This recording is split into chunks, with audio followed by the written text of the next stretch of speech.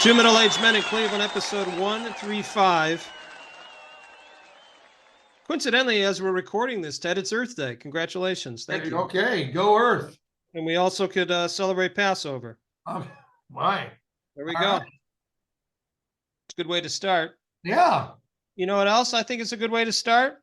Jersey numbers? Jersey numbers. Here we go. Jersey numbers. 35. We'll start with your favorite team, the Cleveland Clowns. Well, Calvin Hill is my pick. Boom. There have been a lot of others. Jerome Ford's not 35, is he? He's 34. Yeah, he's not 35. I don't know. I'm going to just stop with Calvin Hill. These names are not super popular.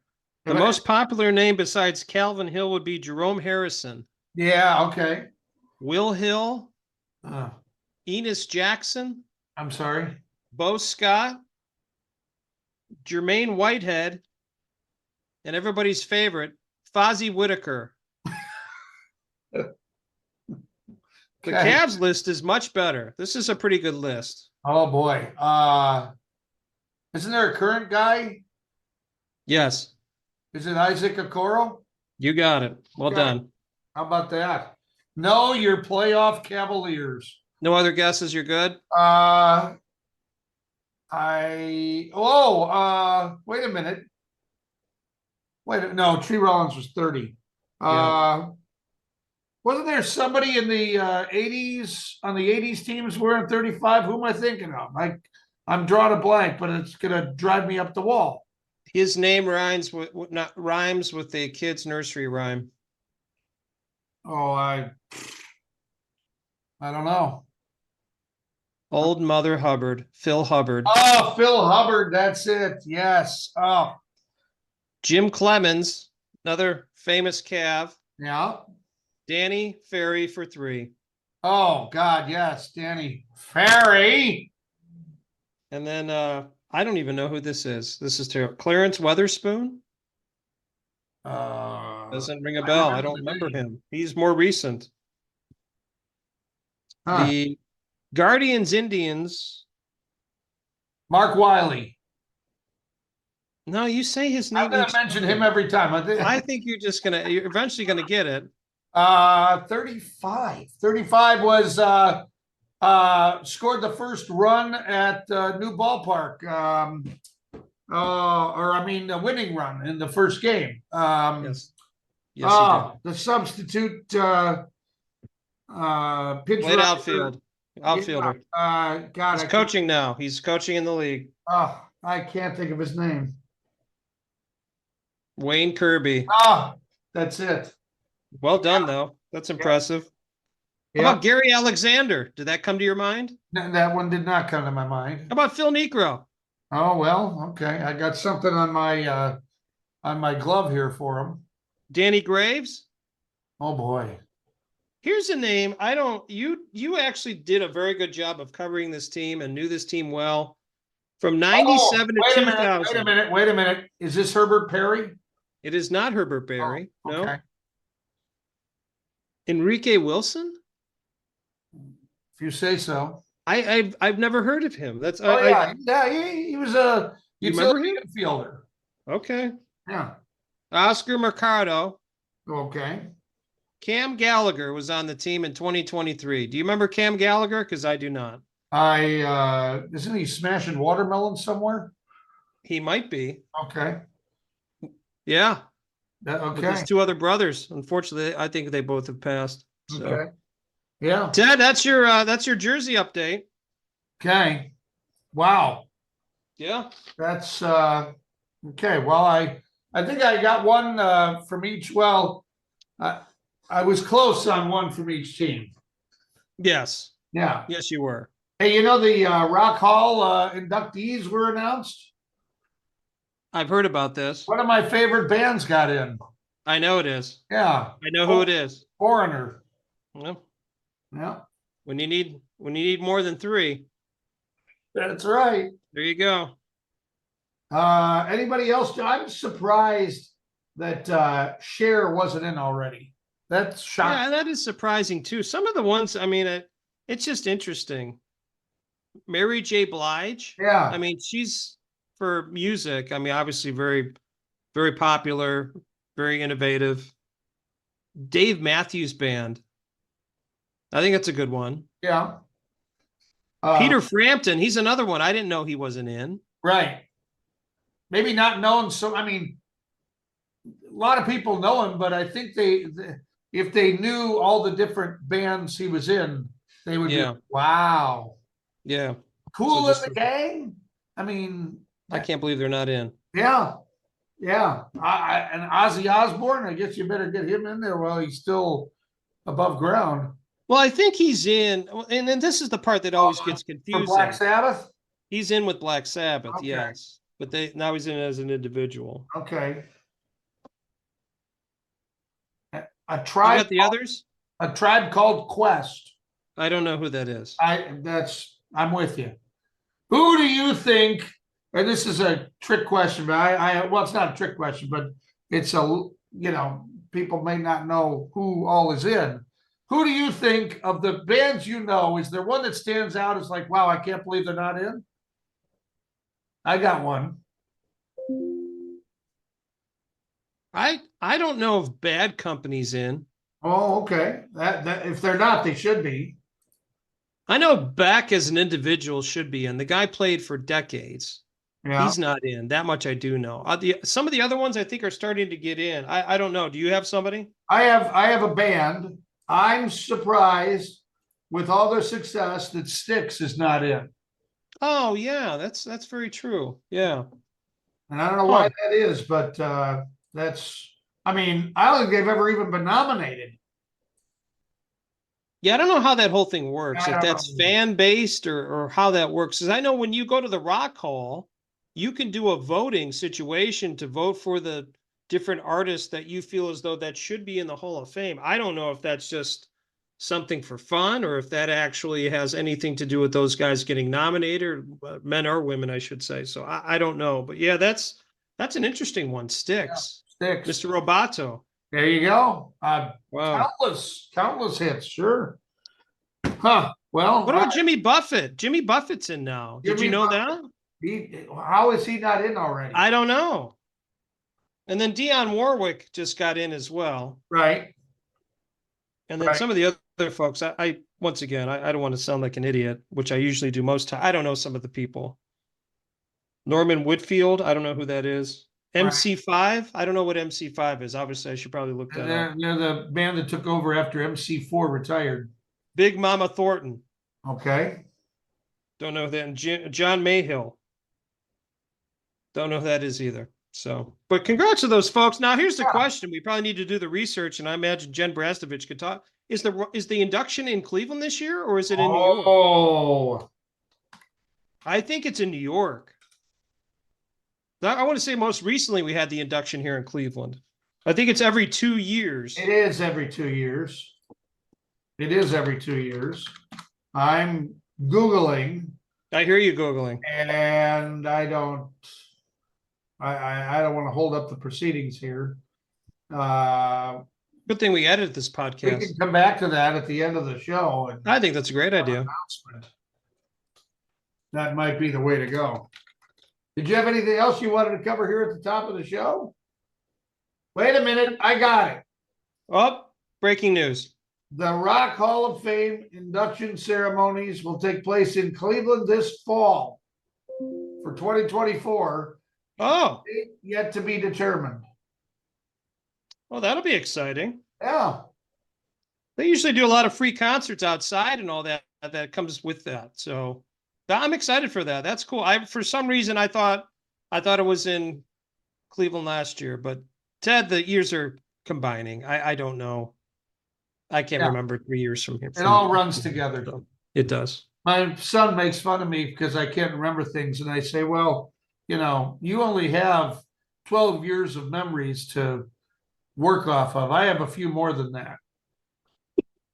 So that's where that topic ends. But speaking of topics, on this week's show, we have the oldest living man. We're going to tell you who he is and He's going to tell us how he's managed to live so long. A lot of tiptoeing in our overachiever segment. We're going to reminisce in Cleveland sports about a former Browns #1 pick. And we're going to learn all there is to know, or at least try to learn all there is to learn about the growing field of e-sports. And now, a woman's perspective. How do you scare a man? Sneak up behind him and start throwing rice. This has been a woman's perspective. Ted, your favorite segment, good news. Good. The world's oldest man is now Englishman 111-year-old John Alfred Tinniswood. Okay. He holds the title following the death of Venezuelan man who held the record at 114 years. Oh. Tinnis said he never smokes, rarely drinks, and follows no special diet apart from a fish and chip supper once a week. That's what you have. You have fish and chips once a week, don't you? Absolutely. He says the secret to his long life is moderation and quote, unquote, pure luck. There it is. Don't worry about lifting all them weights or running around. No. It's all luck. Just luck. Moderation. Moderation. It's tough to do that. Yeah, I think the moderation is probably as big of an influence as anything else, though. I mean, like, he's getting the fish and chips. I mean, is he only eating half the fish and half the chips? I mean, I feel like it's insulting to the restaurant. I think you have to eat the whole meal off the plate and then lick it. Make sure there's nothing left. That's what I usually do. That's what I do. I just can't go out to eat anymore because nobody will let me in. Blah blah blah. Blah blah blah. Blah blah blah. Blah blah blah. Blah blah blah. Blah blah blah. Blah blah blah. Today's guest is a chief gaming officer and co-owner of North Coast Entertainment in Cleveland, Ohio. They've opened a premier state-of-the-art full-service gaming system at Cedar Point. They offer top-tier professional gaming stations and equipment for practice, curriculum, as well as broadcast and produce live streams as well as other content. Let's bring in our guest, Brian Yale. Brian, thanks for talking with us today. And it is so coincidental because I had conversations with many different people involved with the NCAA Final Four and other type of gaming, type of sports activities I've been part of. And they always ask me, what exactly is esports? And your timing is perfect because I can never give the right answer. So I leave the baton to you. Can you tell us, for us people that are middle-aged, that understand video games but don't know everything, please explain to our audience exactly what esports is and your involvement with it. Sure. First, I appreciate you having me on. And this is a question I get very often. I've been doing this since, late 90s. So I've spent basically my entire adult life and even pre-adult life in the gaming space and different functionalities. The base thing of what esports is, it's competitive gaming. It's taking an activity and putting rules and structure around it for player development up to professional play. It's that whole ecosystem around it. So when someone says esports, the mind goes, hey, it's like playing Madden. Well, Madden is one small aspect of what the general whole industry of esports is. So esports is like saying sports. It is just the whole genre of competitive gaming is the simplest answer I can give you. Now, there's a 9-hour lecture that follows this about the depth and the breadth of it. But yeah, in the simplest terms, it just means competitive gaming. So when we talk about competitive gaming, how are these competitions online? Are they in person? Are they all together? What's the is it both? How does that work? It is both. Yeah. I mean, yes. The answer is yes. I mean, video games, it really started. It's kind of funny. When back in the day, you start with the Atari, you started with the Nintendo, you go back, it was a in your home co-op with a person on your couch, right? So it was a very in-person event. As it progressed, it turned into mainly an online operated activity to where you can play with anybody in the world. It's easily accessible. That's why we saw the explosive growth during COVID and the pandemic, was because it was a way for everyone to connect when they couldn't physically connect. But esports, I'd say majority of esports competitions down all the levels away from pro is online, because it's just ease of access and just low cost barrier of entry for running events and that such. At the highest level, the best events, the most celebrated events are always called LANs, or stuff that's done in person. So, when you, like in colleges, you work with a lot of colleges, we work with a lot of colleges, their season will be online, but their main events or the finals will always be in person at some get together or some major event. So Brian, my question for you, and I want to get a little bit of your background history, but Sure. to follow up with the question Ted just had. So you talk about, obviously there's matches that they have at colleges and high schools. How do they decide what games they're going to play, and what games is it that they play? I guess that's the biggest question. You talked about Madden. Do they play Madden, or do they play No. like Fortnite, or what do they play?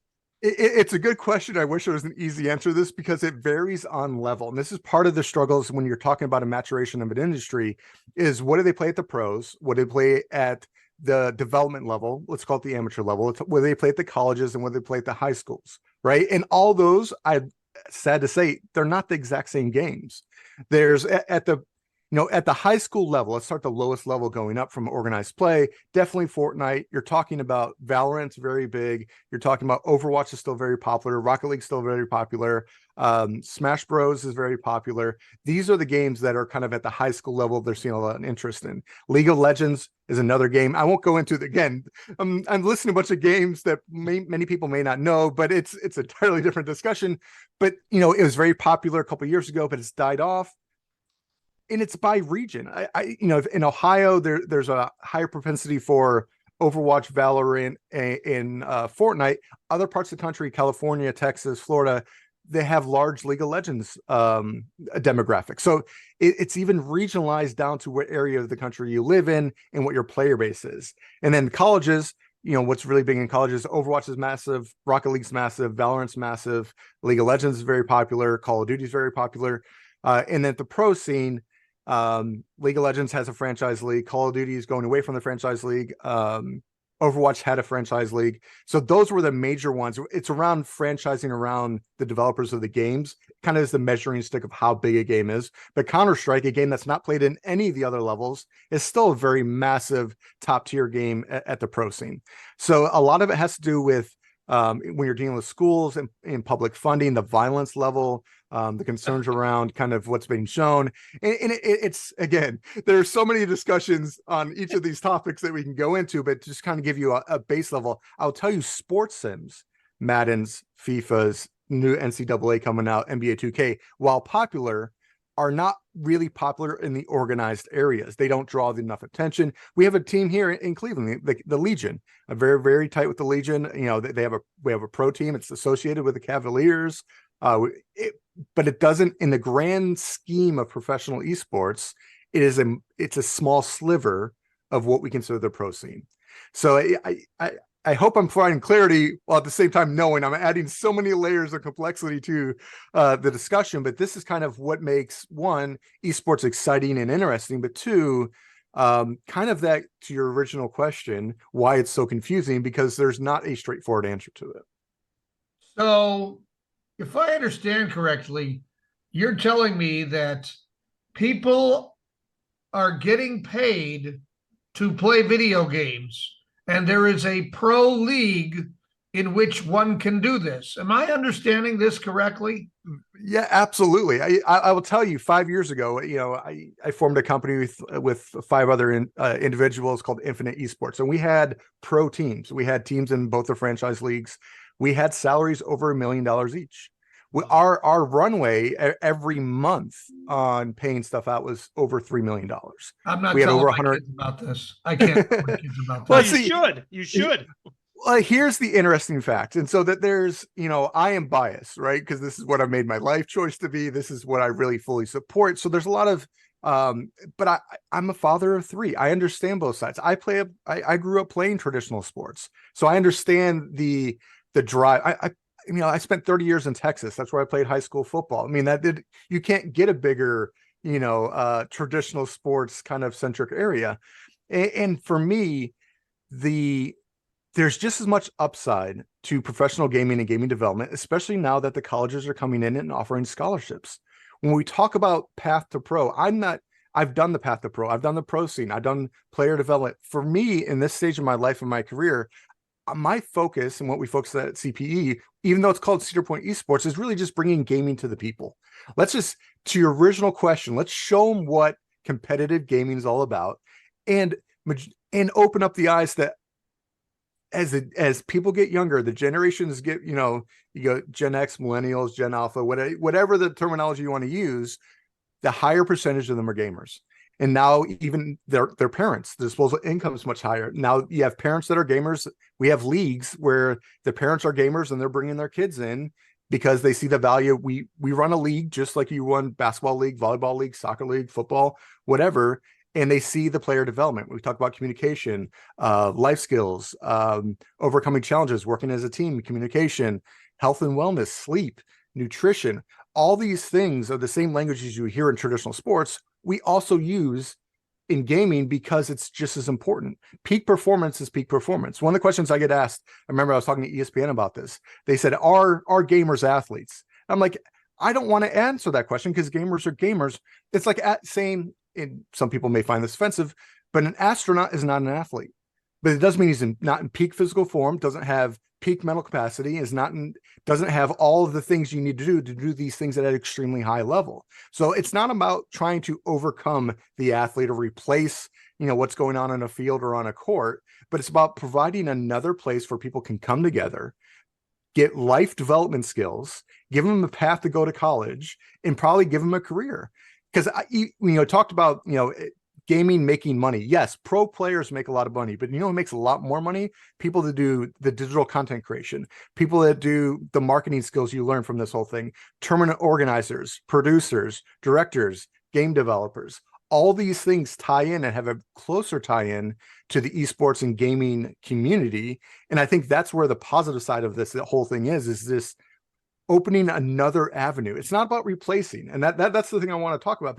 I'm not here to take, if Jimmy is a travel baseball player and that's what he wants to do, I'm not trying to convince him not to, but there's someone that doesn't want to do that. And what we're trying to do is say, hey, there are other paths out there. There are other ways we can be a contributing member to society and to give you a path forward to make a good income, which is going to be the struggle more and more every year as we see that this provides not only colleges to have recruiting and retention, because we know enrollment numbers are dropping. That's why they're doing it.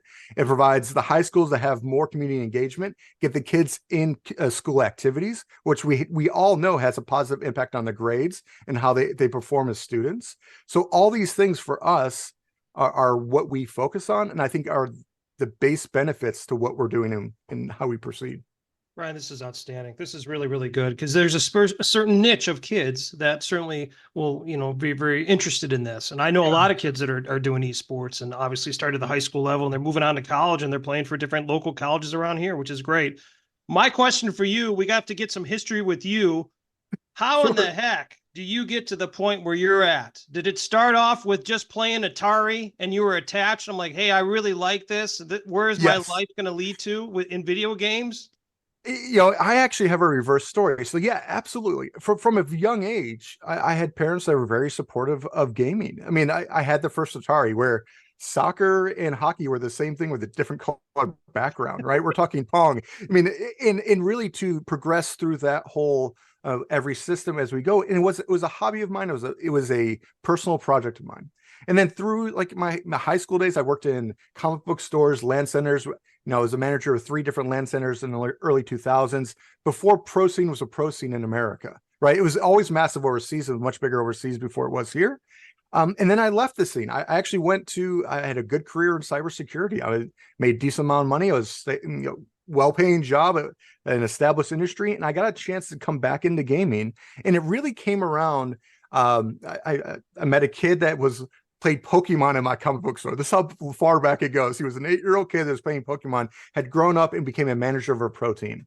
And he happened to be in my area in Texas. I went and visited, and I brought my two boys. I've two boys and a girl. I brought my two boys over to meet some pro players, and they treated them with such love and care and just general just joy of like meeting their fans and everything. I said that day, and I actually posted on Reddit many years ago that I don't know what I'm going to do in this space, but I'm going to do something because this is what I want to be a part of. And from that moment on, I formed a company that did productions for fighting games. That rolled up into then forming Infinite Esports. So we had pro teams. We exited that company. I went into AI development for taking highlights from these streams and creating instant highlights, and was able to then we got acquired in that company in the last couple of years. And in that meantime, I moved back home to Cleveland. And I came back home after building all this stuff in Dallas. I was like, there's nothing here. And so I reached out to Scott Norcross, who had been working on a project in Elyria and then started working on this project in Cedar Point. I said, I don't know what you're doing, but I want to be a part of it. I don't know what that means. I don't know how that goes, but that's kind of where my mindset is at, is I know the value of the impact this has. And I have millions of stories to tell about that, but I know it's the right thing. And that's kind of what started my journey with North Coast. And when I moved back home to Westlake, and that first thing we opened was Cedar Point, where we have Forge 417 opening in downtown Elyria. It's going to be a massive facility, working with Kevin Flanagan to revitalize the downtown area. For us, that's a huge thing because it's not just about the pro esports scene or just, that side of it, but it's bringing people together around this, the flavor of gaming and entertainment, and just bringing the community together and bringing people out and enjoying the camaraderie around it. So my understanding is that you talked about that, college, people going to college is going down, but my understanding is that you can also major in esports at some places. Can you talk about that? And when we say we're majoring in esports, is someone teaching the students how to play Fortnite, or what are No. they? What are you learning when you? Talking about how to play, how to hold the controller. What are we doing? I think it's a misnomer, because when you say, it's the equivalent of saying I'm majoring in sports, right? We know that doesn't mean you're majoring in sports. It means you're majoring in sports management, business management, sports law, event management, something, sports nutrition, physical therapy, some of those things. Same thing with esports. If you're majoring in an esports degree, typically it's around either business management, event management, hospitality. I know, talking to Ashlyn, I'd love to get more stuff with them because they're a major hospitality school, right? And so for us, our major things are events. What are our events? They're hospitality, right? There's these direct connections that I think a lot of people are overthinking, or thinking this esports thing is just what happens behind a keyboard and controller. And as you know, in any production, you guys put on a podcast, how much of your work is done on the screen, or how much of it's done with the editing and the calls and the interviews and the setups and the sponsors and all these other aspects that actually facilitate the 98% of the work that's done that helps facilitate the 2% that we see. That's what majoring in esports is. It's really the 98%. Now the 2%, it's all in, all to help push that and promote that, right? So that's kind of when you say we're majoring in esports. Well, what in esports are majoring in? And again, you can make a one-for-one comparison to a lot of the other things with traditional sports. And, then we get into the certification processes and all these other things, and that's still in development. We're still trying to figure that out as an industry. But yeah, there's no school for esports to learn how to play a game. You can go on YouTube. There's a lot of online courses, and there's a lot of coaches, and a lot of that's a whole separate industry that we definitely do. But, at the college level, it's really around what they're doing with the School of Business, what they're doing with law firms. Both my business partners are lawyers that focus on esports law. And a lot of that has to do with contracts and partnerships and sponsorship negotiations and investment funds. And so all these things that are very traditional in the business world also apply to games. And what people don't understand is the gaming industry, and it's a number that gets thrown around, is larger than the movie industry and larger than the music industry combined. That's the industry of games we're talking about. And that's everyone. That's mobile games. That's, people playing at home, and the professional scene. What people don't realize is that the professional scene of esports is a marketing tool for game developers to showcase their game. That's what it is. It's a giant commercial to drive people, the 99% of gamers that aren't pro, to play the games at home at a recreational level. It is a business play. That's all it is. That's what drives the whole industry. Now we can talk about the gambling side. We can talk about the other things, just like traditional sports. Gambling does play a part in funding, sponsorship, and a lot of money that goes into it.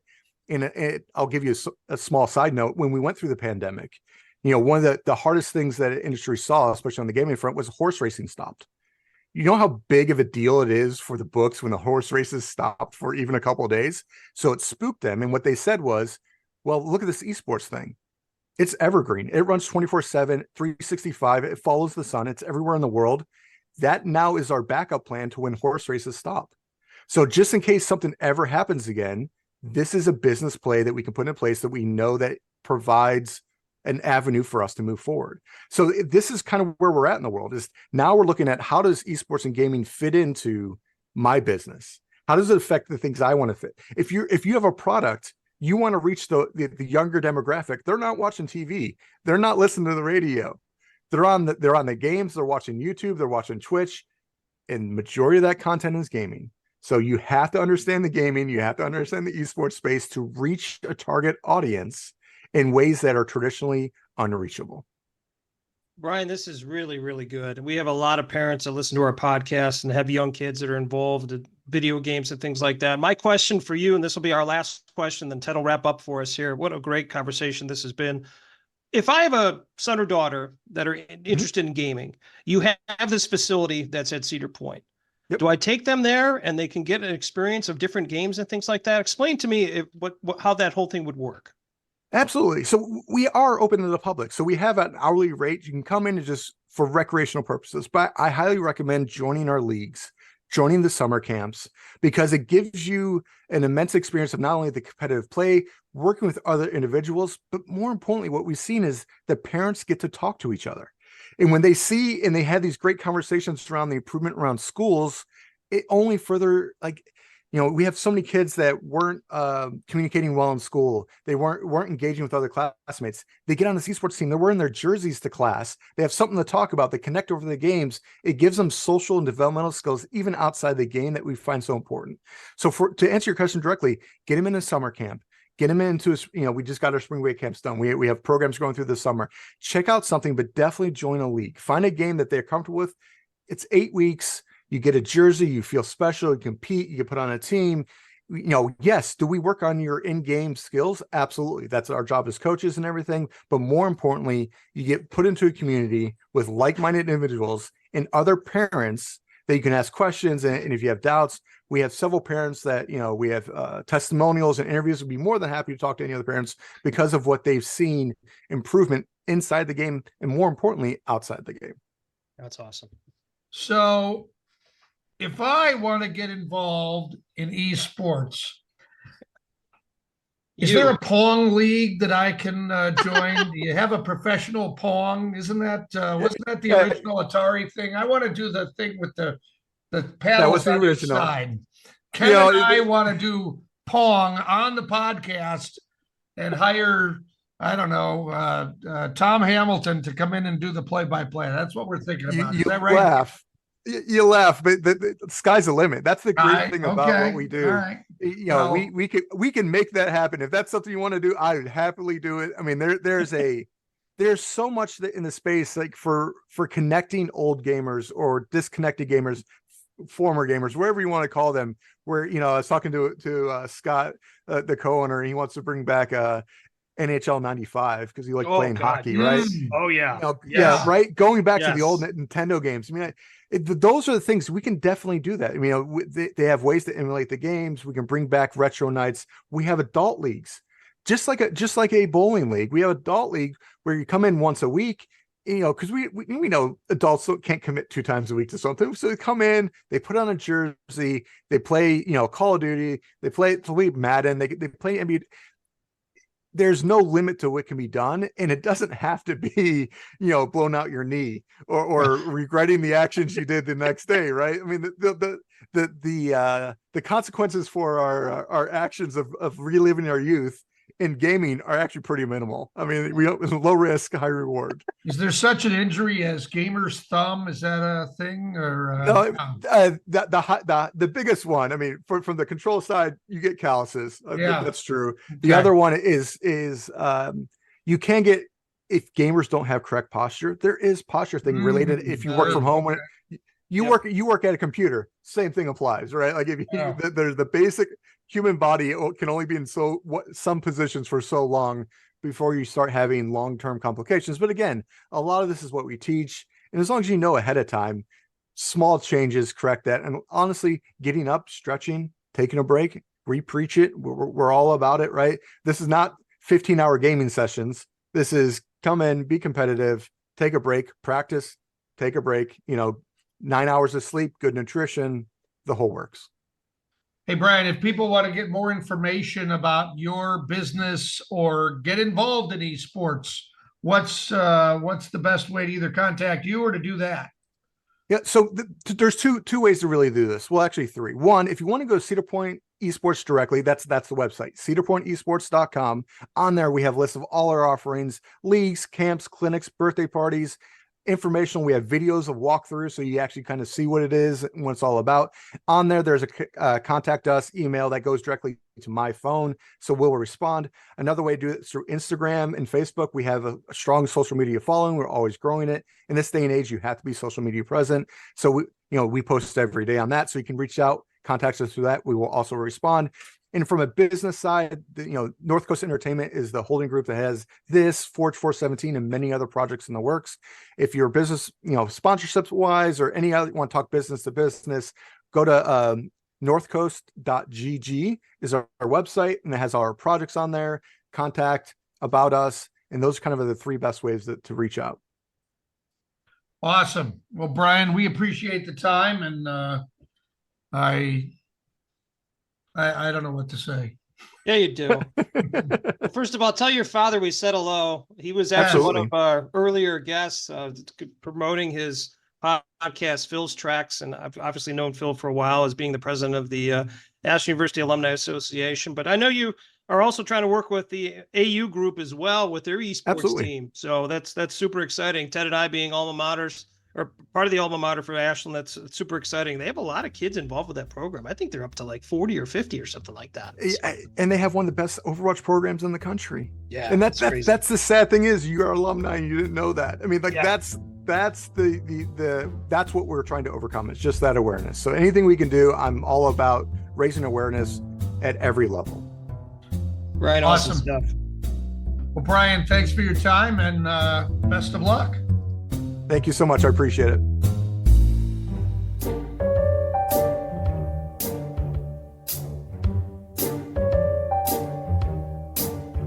Ted, we're out and about Northeast Ohio, spending our hard-earned money at many establishments. Here's a few that I took in the last 2 weeks. A couple new ones.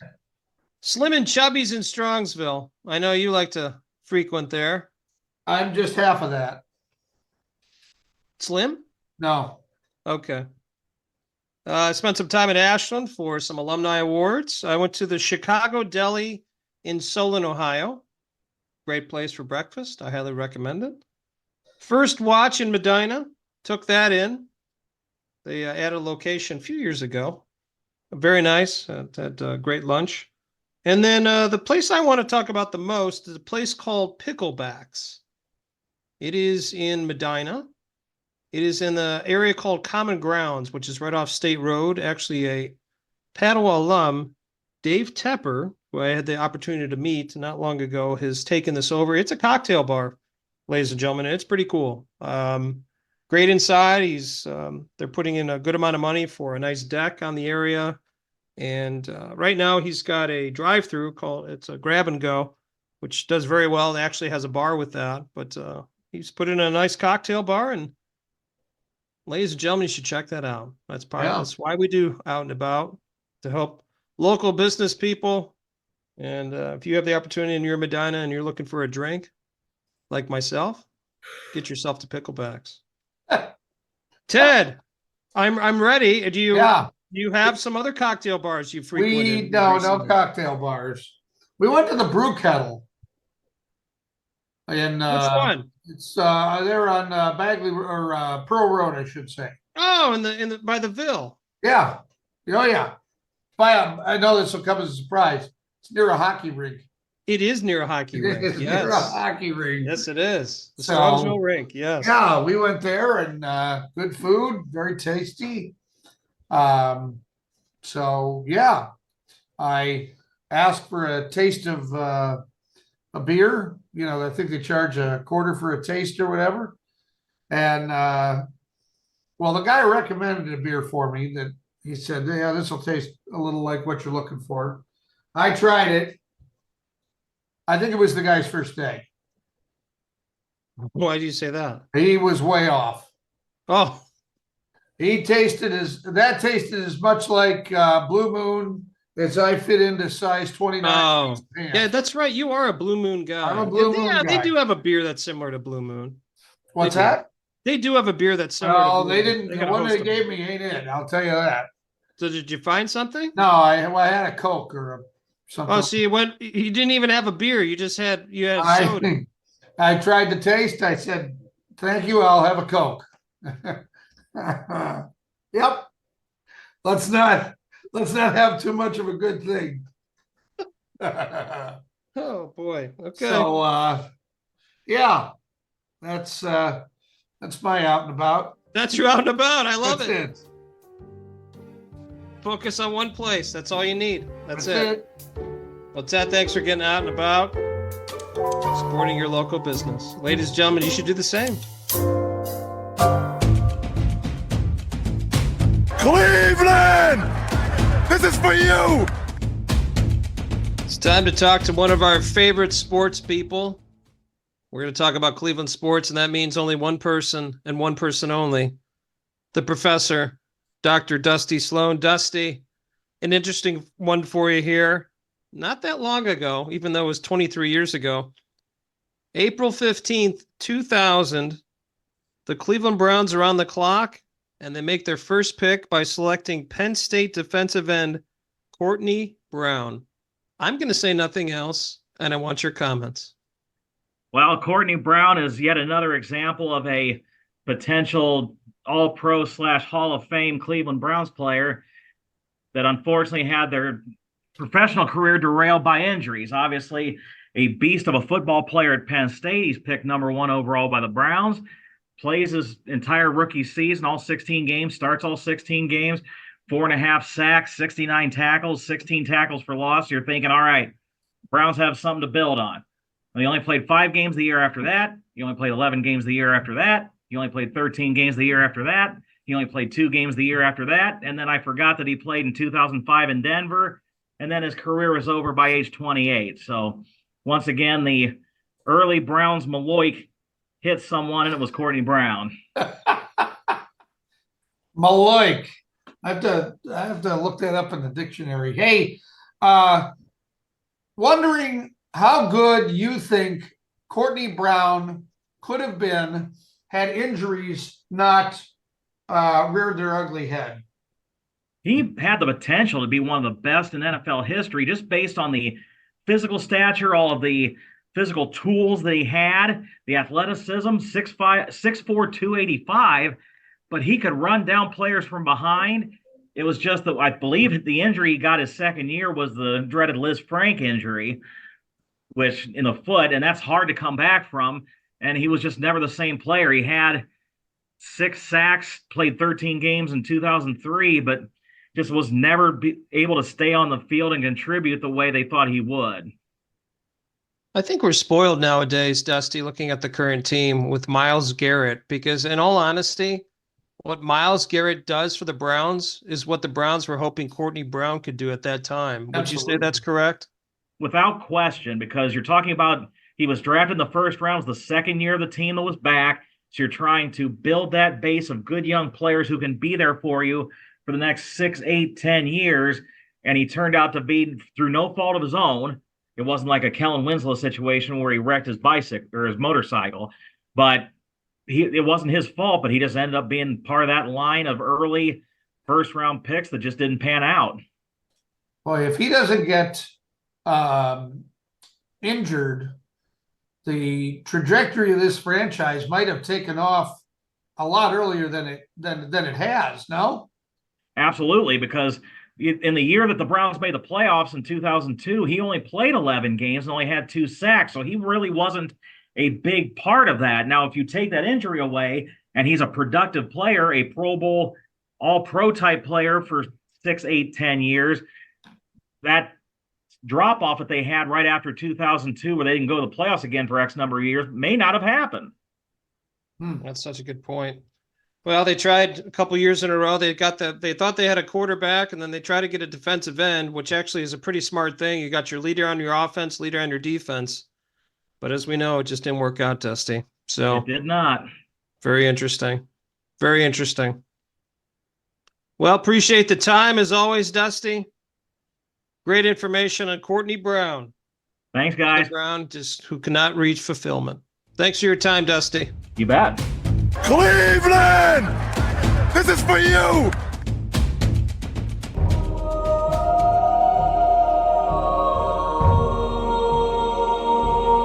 Overachievers now, Ken.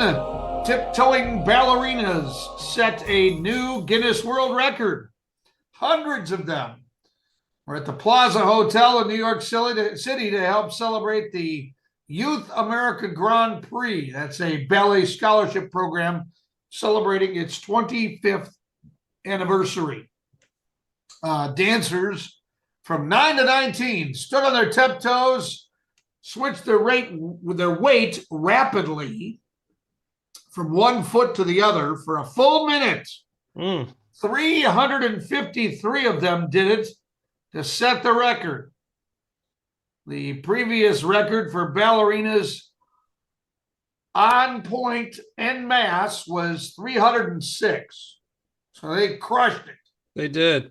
Yeah. Good for them. That's cool. They tiptoed all over it. They certainly did. Yeah. Not through the tulips, but on stage. No. So, yeah. Does your daughter ballet? There is some part of ballet that's involved. She's in a bunch of different classes, but full respect for some of these dance recitals that I've gone to with her dance competition. There's some ballerinas involved, and hats off, man. What they're doing on their tippy toes is, I can't even do it on a full foot. The most trusted name in journalism, Klopp's Clips.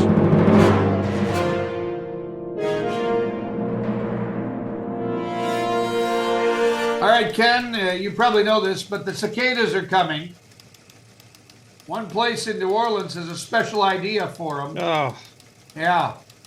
The Audubon Insectarium's curator of animal collections has come up with a cicada salad. Sounds appetizing, doesn't it? Oh. It's a green salad with apples, almonds, blueberry vinaigrette dressing, and roasted cicadas. Other items on the cafe menu. The cafe at the Insectarium is called Bug Appetit. And the other items include cinnamon bug crunch, chili fried waxworms, and crispy Cajun spiced crickets. If you're going to have something like that, New Orleans would be the place. Yeah. That would make sense to me. Would you be, if you were there, would you try the cicada salad? I would try it, yes. I have gone as I've gotten older. I will try nearly almost everything. Will I get it for a regular meal? No, but I'll try it. I'll try it. Let's do it. An animal rescue group in Connecticut says a pair of vultures initially thought to be very ill were actually just drunk. The vultures had apparently been dumpster diving and ate something with alcohol in it. Left them too drunk to fly. They were given fluids and a big breakfast and then released to rejoin their colony. Oh, that's good. Given an IV and then they were good. That's it. A British sheep farmer has found a unique way to stop aggressive behavior in the rams she raises. She says she sprays them with the Africa variety of Axe body spray. It apparently has a strong smell and masks the hormones that otherwise make rams aggressive toward one another. I must ask this question. What is the Africa variety of axe? I don't wonder what know. that would be. I need to find this out. Yeah, I get some and wear gonna it have the to next place time an you're out. order. See what people say. I don't have to worry about rams being aggressive. That's for sure. There you go. A Michigan woman stopped at a gas station, bought some scratch-off lottery tickets on her way to her tarot card reading. At the reading, she was told money would be coming into her life soon. That night, she scratched off her lottery tickets and discovered she'd won $500,000. Wow. Jeez. Yeah. That doesn't happen to me. Gotta go to that tarot card reader. Yeah. A Wisconsin woman is accused of trying to shoot her boyfriend. Prosecutors say she fired a round near his ear and then almost hit him again as he walked away. Lily Hawkinson's boyfriend says she was upset because he didn't have his taxes done. Police say, shocker here, Hawkinson's blood alcohol level was way above the legal limit when she was arrested. This all makes sense now. Yeah. Get those That's taxes aggressive. done. Yeah. That'll shoot you. We're more than a week overdue now. A Brazilian woman brought a man to the bank in a wheelchair. She claimed to be his niece and primary caregiver and was there to help him apply for a loan. Employees became suspicious that the man was very sick when they noticed that she had to hold his head up and he wasn't talking. The woman kept trying to talk to him, saying he was just a quiet guy. Employees got suspicious to the point where they called EMS and police. Paramedics checked the guy and discovered he'd been dead for a few hours. Oh, for God's sakes. The woman was arrested. She claimed that the guy, who isn't her uncle, by the way, she says he died during the loan approval process. Oh, my God. I guess that APR was a little much for him. That is. Wow. We're going to have to check back on that. My gosh. Yeah. That's like Weekend at Bernie's is what that is. That's terrible. My gosh. Yeah. Hold your head up. Wow. In sports, scores 5-2, 6-3, 8-1. I'm Ted Klopp. That's news to me.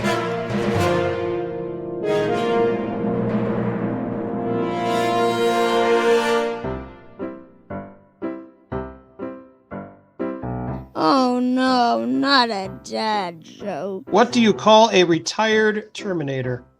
I don't know. An exterminator. That joke was horrible. Ken, we're coming to the end of episode number 135. I have breaking news. Oh, Yes. hit the bell. I don't have a bell, but the Lyndhurst Dads Club has a new head baseball coach for one of the majors teams. The Lyndhurst Men's Club? Dads Club. What is that? The Dads Club, they, I don't know, it's an organization and they have a baseball league. They do all different age levels, minors, majors, pony, I think is the next one. I don't know. All right. Rebel teams, whatnot. The majors level has a new head baseball coach. You want me to try to name who this person is? I think you should. Oral Hershiser. One could suggest that that would be an accurate statement. Yes. Yes, indeed. So that's you. I've been roped in. Oh, They were one coach short. And after, what do the big leaguers say? After much deliberation and yes. consultation with those close to me, I've decided that this is the proper move to make. What are the ages you're coaching? This would be, I think, 10 and 11-year-olds. Or Okay. maybe just 11-year-olds. I don't know. You gonna play small ball or you trying to hitting homers? 10. 10. Okay. Okay. I'm just trying to coach. I've never Just coached. trying to coach. I've never coached baseball. I think I you're play doing a phenomenal baseball. job. Never have coached it. So that's what I'll be doing this summer. How about you? What you have any? How many breaking games news? you got? How many games you got? The season goes till mid-July. Starts in early to mid-June, and Oh, I've already get an been update on given. this? I've already been given a hard time by some friends of mine one parent in front of this friend of mine asked when the playoffs would be. And this friend of mine said, wait a minute, with him as the coach, you think you're making the playoffs? And I said, whoa, hold on a second. I want to be clear here. We are playoff bound. You are playoff bound. That's You know well why? said. All 4 teams make the playoffs. There's 4 teams in your league. Yeah, I mean, we play teams from other cities as well, but yeah, there's I love 4 it. teams in the Lyndhurst thing. I'll use a quote from one of the most famous baseball movies, Major League. There's only one thing left to do. Win the whole effing thing. That's it. Win it all. Show them up. I can see look forward to these myself. stories. If anybody has any questions about where they're going to play or how they're going to get ready for the season, I can see myself giving them the Lou Brown, Roger Dorn treatment. Yes. Yes. Will you wear the uniform? Well, it's just a T-shirt, so yes, I will. Oh. You don't have to wear the pants? No, I think you no, should no, wear the no. full pants. Wear the No, baseball no. pants. Oh, that'd be God, great. no, we don't need to see that. Well, Ted, thanks for your service. These youth don't know what they're getting into, but you're going to teach them. Life skills is what you're going to do. Life skills. Okay. I love it. Ted, great show. Special thanks to Brian Yale, who updated us on some esports. Great conversation, great information. A lot of things I did not know about esports, and Brian was able to answer our questions. Dusty Sloan, bringing it home once again with more Cleveland sports. Is there a topic with Cleveland sports you think Dusty doesn't know? I, in all honesty, I think if you threw Cleveland 4 stuff at it, he would know that too. He would find a way. Maybe Cleveland Lumberjacks or Cleveland Barons or the hockey. I don't know how the big of a hockey guy he is. He's a pretty big hockey guy. He follows the Blue Jackets. Does he? Okay. Well, maybe, I don't know. Maybe there isn't anything to stump him. Well, that's like a minor league organization. So, oh, jeez. Good thing the Monsters are really good. They're making the playoffs again. They were the top. They won their seed. division. They got a bye in the first round. Way to go, Monsters. Don't know what's going on with the upper level. That's they are not good. My hats are, I got my Monsters hat here somewhere. Anyhow, yeah, way to go, Monsters. We're big. Yeah, Monsters. awesome stuff. Well, Ted, thanks for all your work on the show. Thanks to listeners. And until next time, please remember, we're 2 middle-aged men in Cleveland. 2 Middle-Aged Men in Cleveland is sponsored by Westminster AV, custom audio-visual packages for all occasions.